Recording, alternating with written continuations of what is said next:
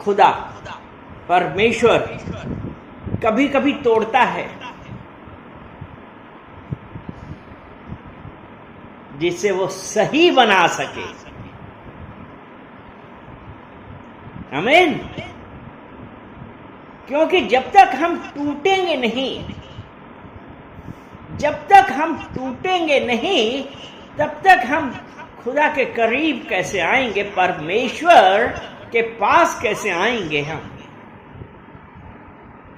और इस प्रकार हमारा टूटना ये दिखाता है कि हम उस परमेश्वर के ऊपर कितना विश्वास करते हैं, कितना एतबार कर रहे हैं आज हम उस खुदा के ऊपर जो हम टूट गए हैं। हमारी आंखें उसकी ओर लगी रहनी चाहिए। अगर हम रेवलेशन प्रकाशित वाक्य 21 और उसका 5 वचन पढ़ते हैं, रेवलेशन 21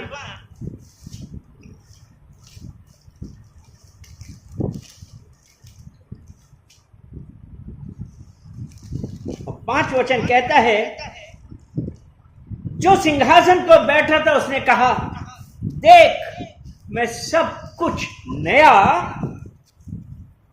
कर देता हूं। मैं सब कुछ नया कर देता हूं। तो आज ये हमारा टूटना,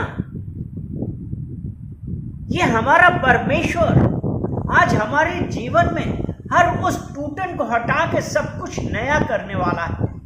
हालेलुया। और जब जीवन में टूट गए तो हमारा क्या हुआ? हमारे रिलेशंस, हमारे रिश्ते सब खराब हो गए, सब कुछ बिगड़ गया। जो हमारे प्लान्स थे, हमारी जो योजनाएं थे, हमारे रिलेशंस थे, हमारे जो सपने थे,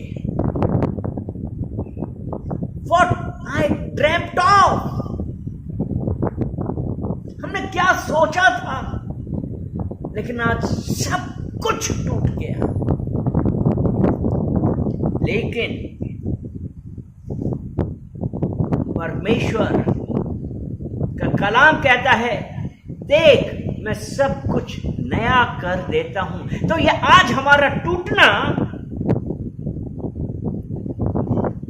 is not the end, it's the beginning. Hallelujah. हमारा टूटना हमारा अंत नहीं है, वरन एक शुरुआत है। क्योंकि जब तक हम टूटेंगे नहीं, हम नए कैसे बनेंगे? अगर जॉब अय्यूब है ना, अय्यूब के बारे में हम क्या जानते हैं? अय्यूब का सब कुछ खत्म हो गया, तो सब कुछ। और उसके बाद क्या हुआ था? क्योंकि जॉब चैप्टर 2 वर्स 8,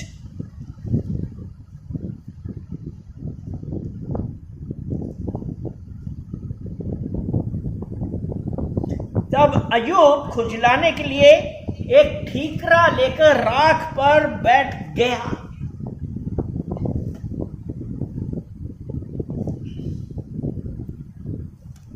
अय्यूब का सब कुछ खत्म हो गया था, सब कुछ।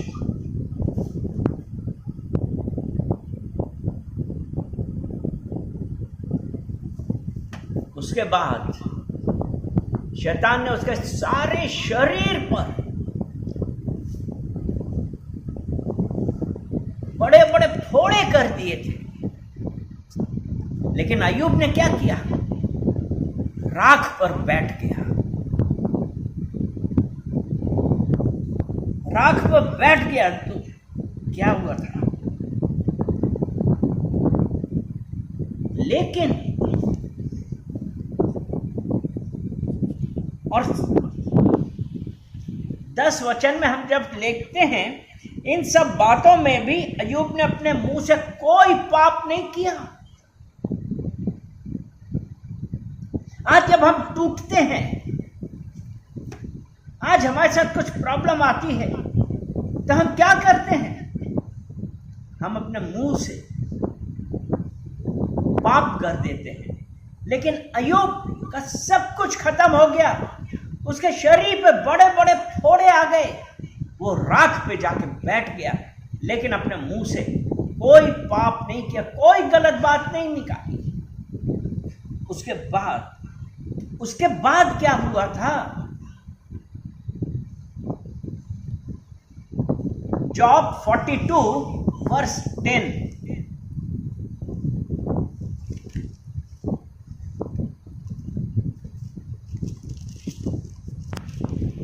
42 वर्स 10, और हम इसका सेकंड पार्ट पढ़ेंगे। और जितना अय्यूब के पास पहले था, उसका दुगना यहोवा ने उसे दे दिया। उसका दुगना यहोवा ने उसे दे दिया। वो राख पे बैठा था, उसके सारे शरीर पे फोड़े थे। इमेजिन कितनी प्रॉब्लम में था, वो टूट गया था, लेकिन मुंह से कोई पाप नहीं किया। वो परमेश्वर, वो खुदा जो हमारा दिल देखता, हमारा हृदय देखता है, और हमको उसके अनुसार उसका फल देता है। और परमेश्वर ने अय्यूब को जो कुछ भी उसने खोया था, उसका दुगना दिया। यानी कि उसने दुगना दिया। मतलब क्या है?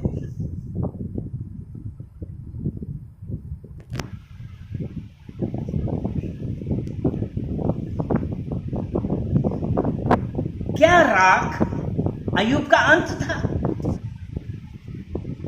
अय्यूब राख पे बैठा, तो वो राख क्या उसका अंत था? नहीं, वो राख उसका अंत नहीं था, but that was the foundation of a new building. That means उसका लाइफ की एक नई फाउंडेशन थी। हालेलुया। परमेश्वर ने अय्यूब ने जो कुछ खोया था, उसका दुगना दे दिया। That राख was a foundation. आज हम कितनी बार बैठते हैं,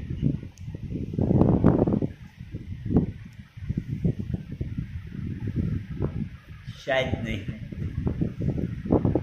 लेकिन परमेश्वर कह रहा है, मैं सब कुछ नया कर दूंगा। There is a hope.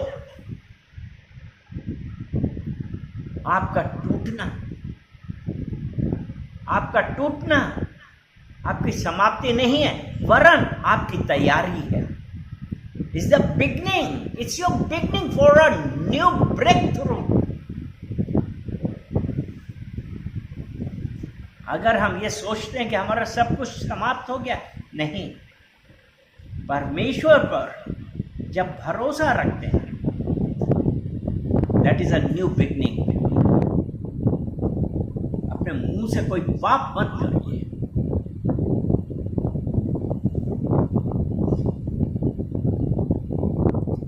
और टूटना, हमारा टूटना हमको क्या दिखाता है? हमारा टूटना ये दिखाता है कि हमारी नींव कहां पे पड़ी है।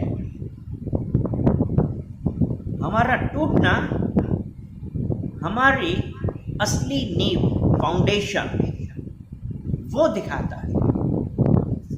हमारा टूटना हमारी असली नींव दिखाता है।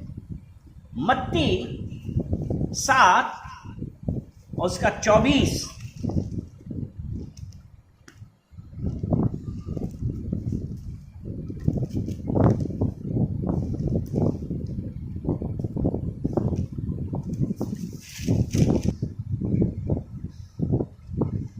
कहता है, इसलिए जो कोई मेरी ये बातें सुनकर उसे मानता है, वह उस बुद्धिमान मनुष्य के समान ठहरेगा जिसने अपना घर चट्टान पे बनाया है। फाउंडेशन कहां पे बनाई है? फाउंडेशन कहां पे बनाई है? हमारा टूटना, हमारे ऊपर जो संकट आया है वो ये दिखाता है कि हमारी फाउंडेशन कहां पे बनी, बुनियाद, हमारी बुनियाद कहां पे है। अगर हमारी बुनियाद कमजोर होगी तो क्या होगा? आंधी आएंगी, थप्पड़े आएंगे और वो बिल्डिंग टूट जाएगी। लेकिन अगर आपकी बुनियाद एक मजबूत चट्टान पर, मसीह यीशु पे है, तो कोई आपको हिला ना पाएगा, क्योंकि यही एक सबसे बड़ा सवाल है कि हमारी बुनियाद कहां पे, हमारी फाउंडेशन कहां पे है। क्योंकि अगर हमारी फाउंडेशन, हमारी बुनियाद, हमारी नींव इंसानों पे, तो क्या है? अगर हमारा भरोसा इंसानों पे है तो वो टूट जाएगा।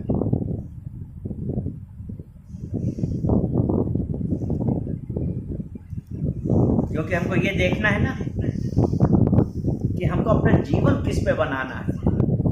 क्योंकि अगर हमारी बुनियाद इंसानों पर है तो वो टूट जाएगी। अगर वो पैसों पर है, अगर आप सोचते हैं कि पैसों पर है, तो वो गिर जाएगा।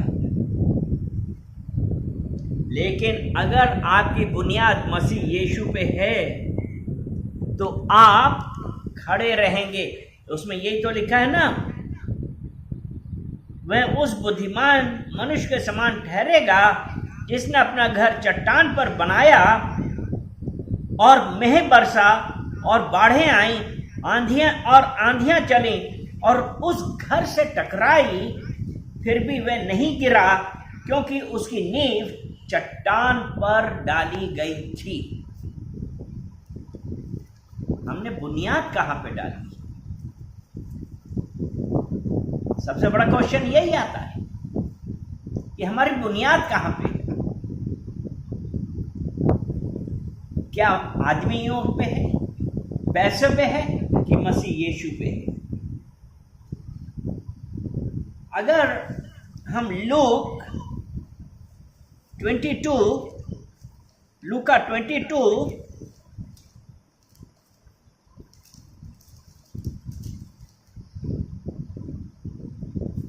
उसका 61 और 62 देखते हैं, और उसमें हम, क्योंकि उससे पहले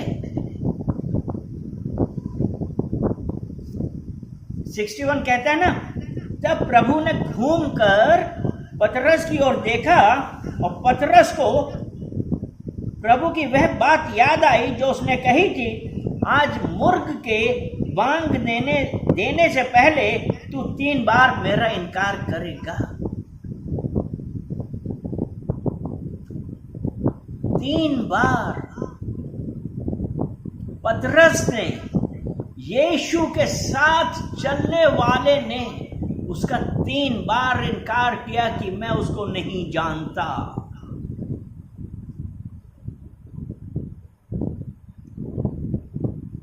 और वह बाहर निकलकर फूट फूट कर रोया। उसका आत्मविश्वास टूट गया था, उसने इनकार किया।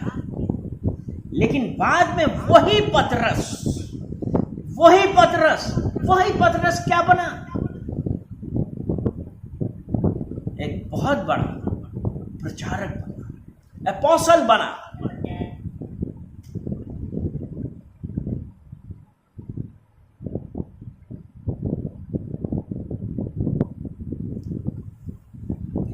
क्योंकि अगर प्रेरितों के कार्य एक्ट्स चैप्टर 2 में अगर हम देखेंगे तो हम क्या देखते हैं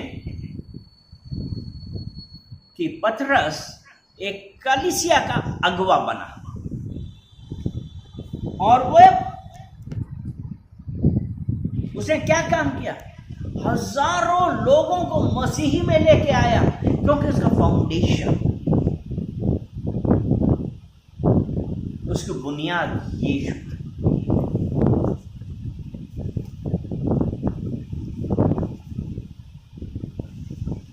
और जो पतरस का टूटना था, पतरस का टूटना उसकी असली कॉलिंग थी, उसकी असली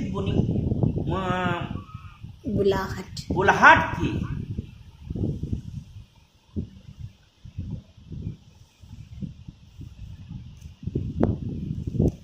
उसकी असली बुलाहट थी।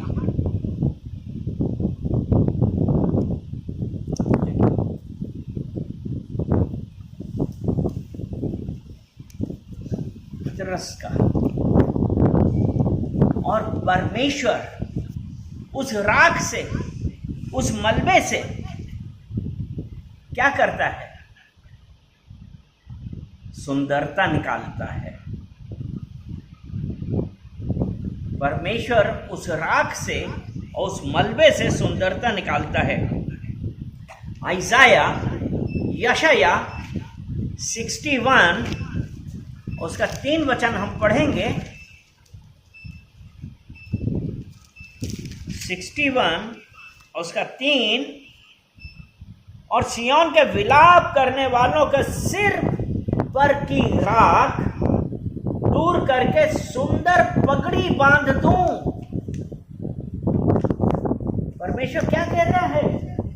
विलाप करने वालों का, हम टूट गए, विलाप कर रहे हैं, लेकिन परमेश्वर कहता है विलाप करने वालों के सिर पर की राख दूर करके सुंदर पगड़ी बांध दूं।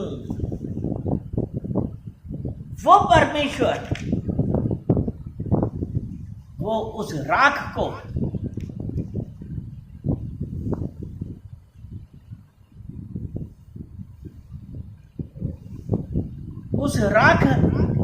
बेकार नहीं जाने देता है।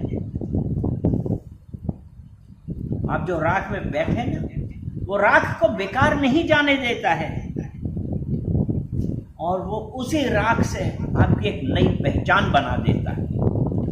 सबसे अच्छा एग्जाम्पल यूसुफ के बारे में है।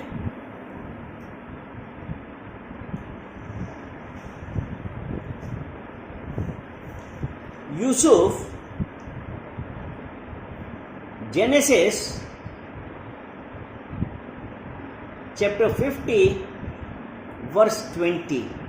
यूसुफ के बारे में पता है ना कि यूसुफ को उसके भाइयों ने बेचा। यूसुफ के ऊपर झूठा इल्जाम लगाया गया, यूसुफ को जेल में डाला गया, यानी कि उसका जीवन पूरी तरीके से खराब हो गया, पूरी तरीके से।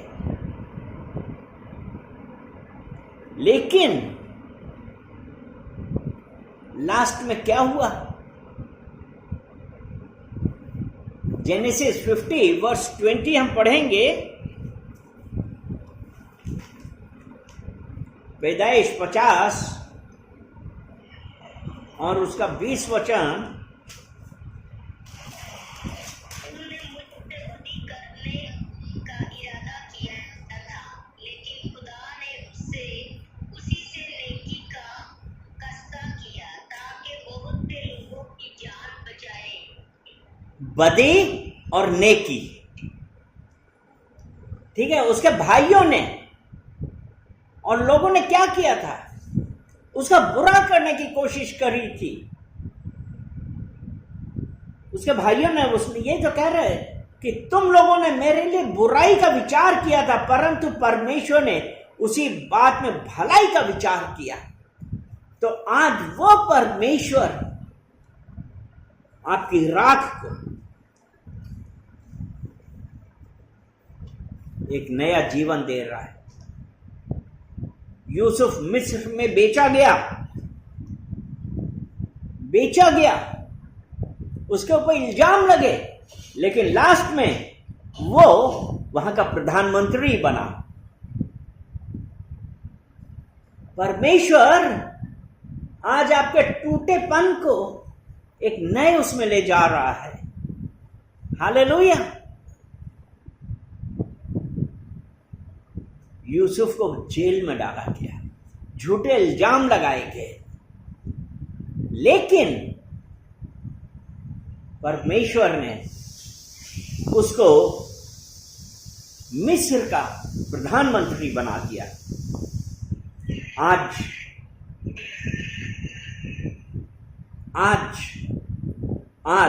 मैं क्या कर रहा हूं? आज आपका दर्द आपकी गवाही बनने वाला है। Whatever problems you are passing through is going to be a big testimony. Yusuf मिस्र का प्रधानमंत्री बना, सब कुछ खत्म हो गया था। अय्यूब का सब कुछ खत्म हो गया था, उसको दुगना मिला। यूसुफ प्रधानमंत्री बना।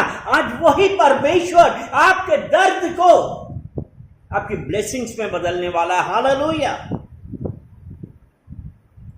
जब सब टूट जाता है, हमको खुदा से ये पूछना कि अब क्या बनाना है, अब क्या बनाना है।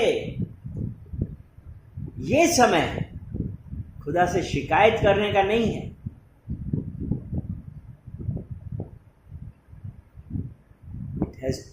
You have to make something, construct something. हम शिकायत करने लगते हैं। इस समय शिकायत का नहीं है।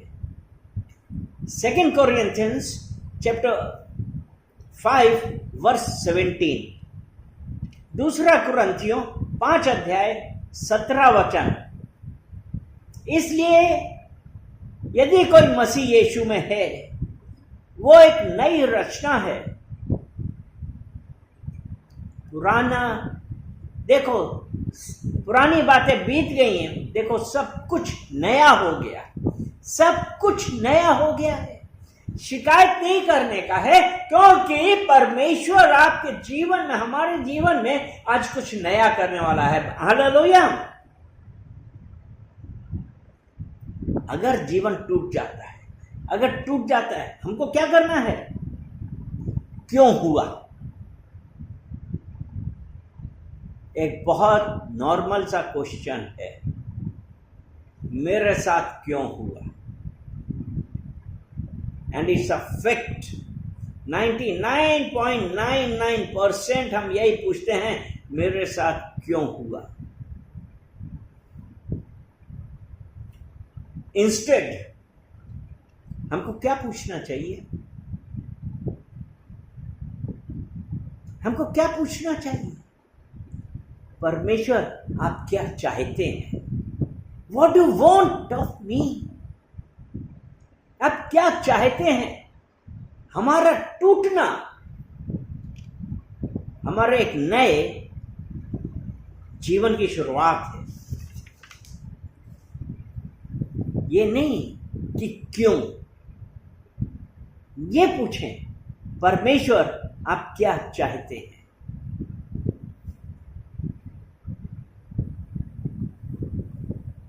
और इंपॉर्टेंट बात जो है, एक बहुत इंपॉर्टेंट बात है,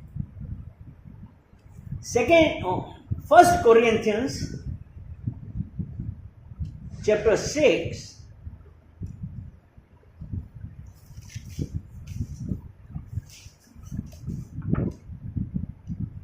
और chapter 3, 1 Corinthians chapter 3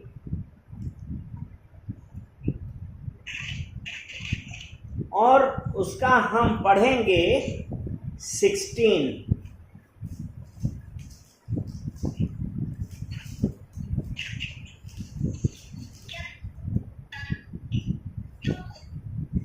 क्या तुम नहीं जानते कि तुम परमेश्वर का मंदिर हो और परमेश्वर का आत्मा तुम में वास करता है? और आज हम जब परमेश्वर का मंदिर हैं, तो हमको क्या करना है? इस इमारत के लिए हम टूट गए हैं, तो हमको इस नई इमारत, नई बिल्डिंग बनाने के लिए क्या क्या चीजें चाहिए होती हैं? स्टेला बतलाओ, नई बिल्डिंग बनाने के लिए क्या क्या चाहिए?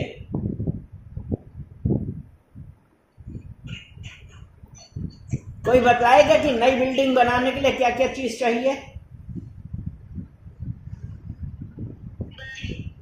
हैं? क्या क्या चाहिए?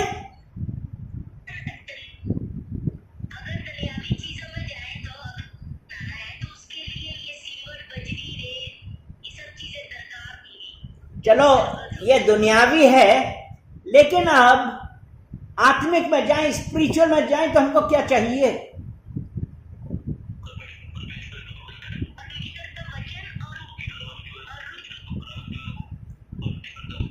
तो आपकी फाउंडेशन क्या होनी चाहिए?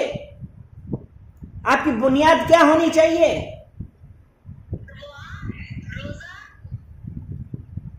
बुनियाद परमेश्वर का वचन।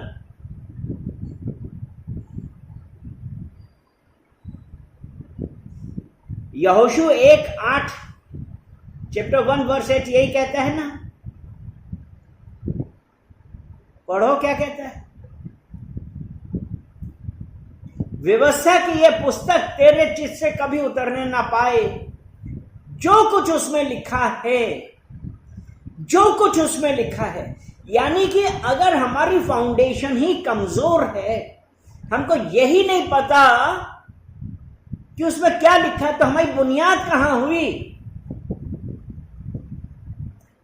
तो हमारी बुनियाद खुदा का कलाम है। अब दूसरी चीज आती है, बुनियाद के बाद दीवारें बनती हैं। तो दीवार क्या है? विश्वास। दीवार, बुनियाद खुदा का कलाम, परमेश्वर के वचन, दीवार विश्वास, रूफ छत। छत क्या है? पेशेंस, धैर्य। दरवाजा क्या है? दरवाजा, डोर, लव, प्रेम।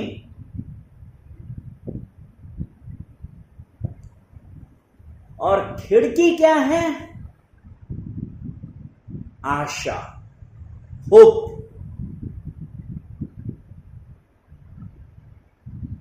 तो हमने क्या सीखा कि बुनियाद परमेश्वर का वचन, दीवार यानी कि विश्वास, छत यानी कि धैर्य, पेशेंस, दरवाजा यानी कि प्रेम, और खिड़की आशा। जबूर 127 उसका एक वचन।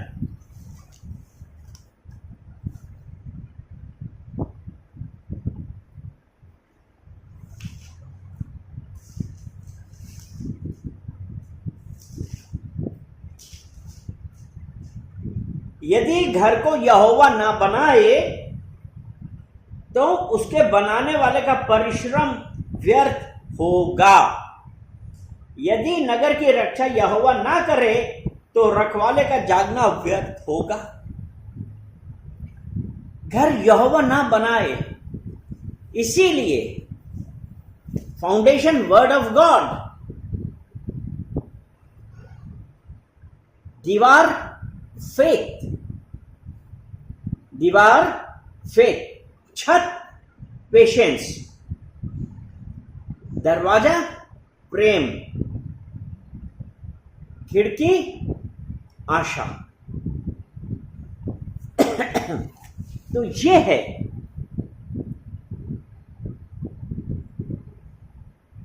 जब हमको ऐसा लग रहा है कि हम टूट गए हैं और अब आपके साथ कोई नहीं है, आप अकेले हो गए हैं, याद रखिए परमेश्वर आपको छोड़ नहीं रहा है। परमेश्वर आपको छोड़ नहीं रहा, लेकिन परमेश्वर आपको रीडिजाइन कर रहा है, एक नया व्यक्ति बना रहा है। You are a new creation in Christ Jesus. वो आपको रीडिजाइन कर रहा है, वह पुराने को हटा रहा है और आपको एक नया बना रहा है। हालेलुया। और राख में बैठना ये आपकी हार नहीं है, ये हमारी हार नहीं है। हम टूट गए हैं, ये हमारी हार नहीं है, ये है परमेश्वर की नई योजना की शुरुआत है। इट्स अ न्यू बिगनिंग जो परमेश्वर ने आपके और मेरे लिए करी है। तो हम टूटे नहीं। आज अगर हम ये सोच रहे हैं कि हम टूट गए हैं, हम टूटे नहीं, वरन परमेश्वर आज आपको और मुझे रीडिजाइन कर रहा है। Whatever we are lacking, God is redesigning each and everything in our lives. Amen. चलिए प्रार्थना करते हैं। धन्यवाद धन्यवाद धन्यवाद पिता परमेश्वर, हम आपका धन्यवाद करते हैं। सारा आदर महिमा हम आपको देते हैं। पिता परमेश्वर, आज अपने वचनों के द्वारा हमसे बातें करी कि आज जो हम टूट गए हैं, लेकिन पिता परमेश्वर हम जानते हैं कि आप हमारे जीवन में एक नई शुरुआत कर रहे हैं। उसके लिए हम आपका धन्यवाद करते हैं और कहते हैं कि पिता परमेश्वर आपकी मर्जी हमारे जीवन में होने पाए। पिता परमेश्वर हम धन्यवाद करते हैं और कहते हैं पिता परमेश्वर आप जो एक हमारे जीवन में एक नया काम कर रहे हैं उसके लिए धन्यवाद करते हैं। पिता परमेश्वर हर देखने वाले को, हर एक सुनने वाले को पिता परमेश्वर हम आपको कमिट करते हैं। और पिता परमेश्वर जो टूटे हुए हैं, पिता परमेश्वर आप उनके जीवन में जो नई शुरुआत कर रहे हैं उसके लिए हम धन्यवाद करते हैं। एक एक जन को हम आपको कमिट करते हैं यीशु मसीह के नाम से। आमीन।